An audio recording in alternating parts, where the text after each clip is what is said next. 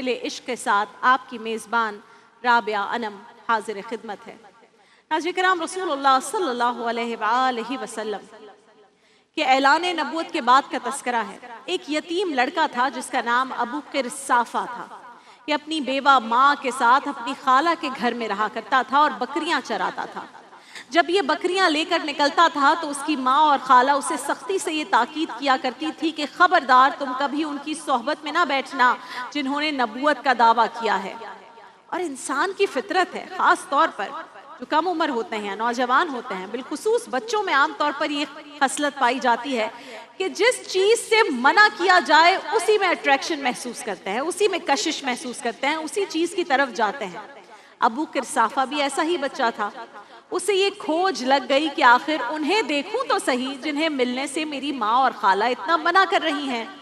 ایک دن یہ لڑکا، یہ بچہ حسب معمول بکریاں لے کر نکلا تو اس نے خوش قسمتی سے رسول اللہ صلی اللہ علیہ وآلہ وسلم کو دیکھ لیا، اور دوسری خوش قسمتی یہ کہ رسول اللہ نے بھی اسے دیکھ لیا۔ سبحان اللہ۔ کتھے مہر علی کتھے تیری ثنا، گستاخ اکھیاں کتھے جال۔ ابو قرصافہ کی نگاہ جب رسول اللہ کے والضحیٰ چہرے پر پڑی تو وہ اپنی بکریوں کو بھول گیا، کام کاج بھول گیا، اچھا برا سب بھول گیا، اور جب رسول اللہ کی بارگاہ میں ایک بار بیٹھا اور آپ کی گفتگو سنی تو خود کو بھی بھول گیا۔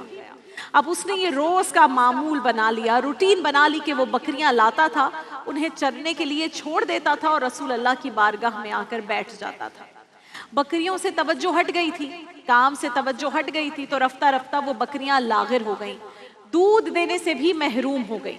اور قرصافہ کی ماں اور خالہ نے یہ بات نوٹ کر لی، انہیں سمجھ آ گیا کہ کچھ تو ہے، تو سختی سے اس سے پوچھا کہ اے ابو قرصافہ، سچ سچ بتا یہ کیا معاملہ ہے؟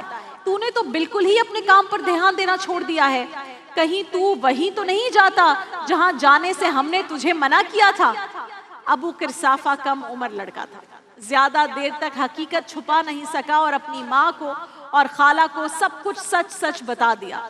دونوں نے سختی سے تاکید کر دی کہ ابو قرصافہ اب اگر تو وہاں گیا تو ہم سے برا کوئی نہیں ہوگا۔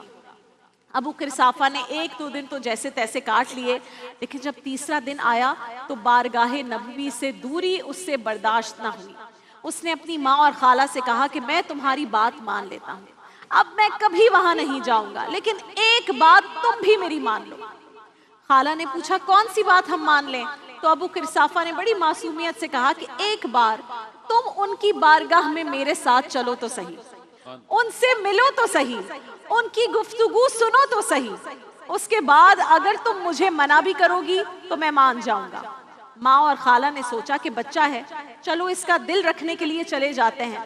ماں اور خالہ نے بارگاہ نبوی میں حاضری کے لیے حامی بھر لی تو ابو قرصافہ کی خوشی کا کوئی ٹھکانہ نہیں تھا، کیونکہ وہ جانتا تھا کہ اب آگے کیا ہونے والا ہے، تو وہ انہیں لے کر سرکار کی بارگاہ میں حاضر ہو گیا۔ سبحان اللہ، سبحان اللہ۔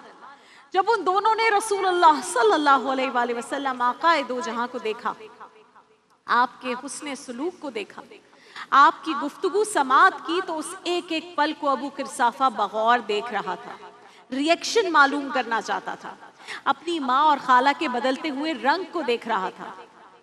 ملاقات ہو گئی، گفتگو رسول اللہ کی سن لی، اب واپسی کے لیے آپ تینوں روانہ ہوئے تو ابو قرصافہ کو بڑی بے چینی تھی، کیا ریئیکشن آئے گا، کیا کہیں گے رسول اللہ کے بارے میں، اس ملاقات کے بارے میں۔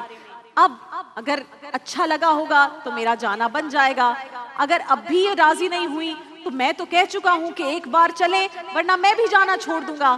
تو سوچ رہے ہیں میری ماں اور خالہ کیا تاثرات پیش کرتی ہیں، اور بے چینی کی ایک وجہ یہ بھی تھی کہ بارگاہ نبوی میں اس کی آئندہ حاضری اسی سے مشروط تھی۔ اب اس کے دل کی دھڑکنیں بے ترتیب ہو رہی تھی کہ نہ جانے میری ماں اور خالہ کیا اظہار خیال کرتی ہیں۔ ادھر ماں اور خالہ کا حال یہ تھا کہ سمجھا نہیں ہنوز میرا عشق بے ثبات، تو کائنات حسن ہے یا حسن کائنات۔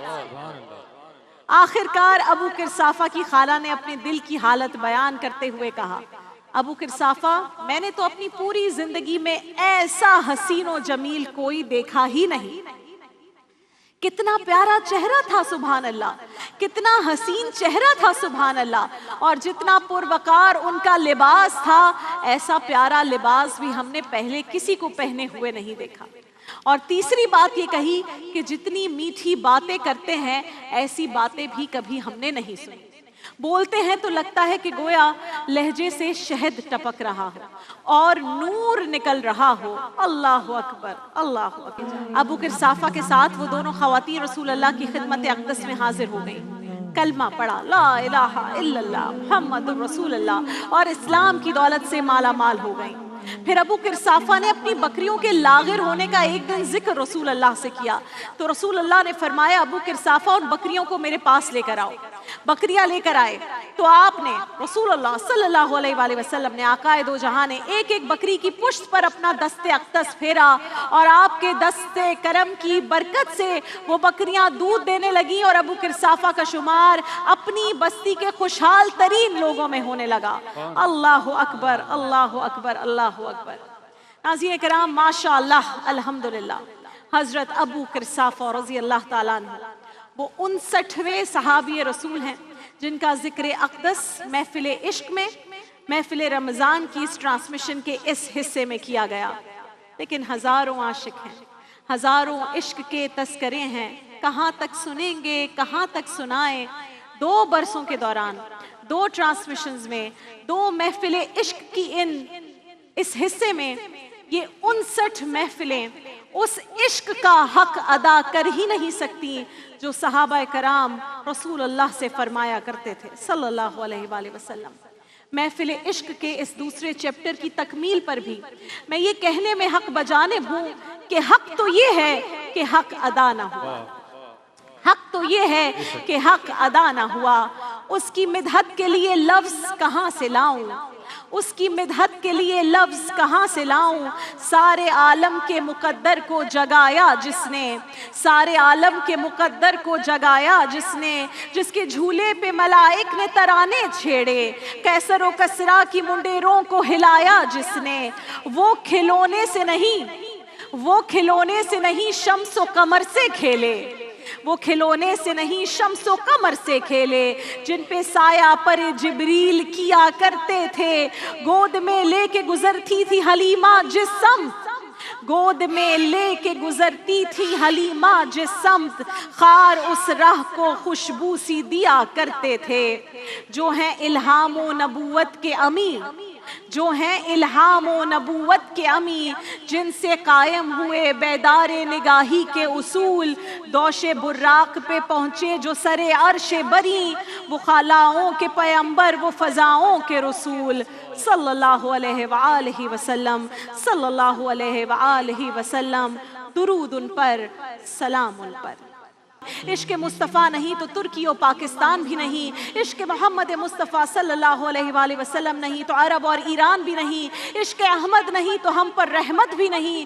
2 جہاں میں عزت پانی ہے تو اپنے دل کو عشق مصطفیٰ صلی اللہ علیہ وآلہ وسلم سے سیقل کر لیجئے، کیونکہ یہی محبت کی معراج ہے، کیونکہ پیارے آقا کریم اس دن بھی ہمارے ساتھ ہوں گے جب ماں باپ بھی اپنی اولاد کو بھول جائیں گے۔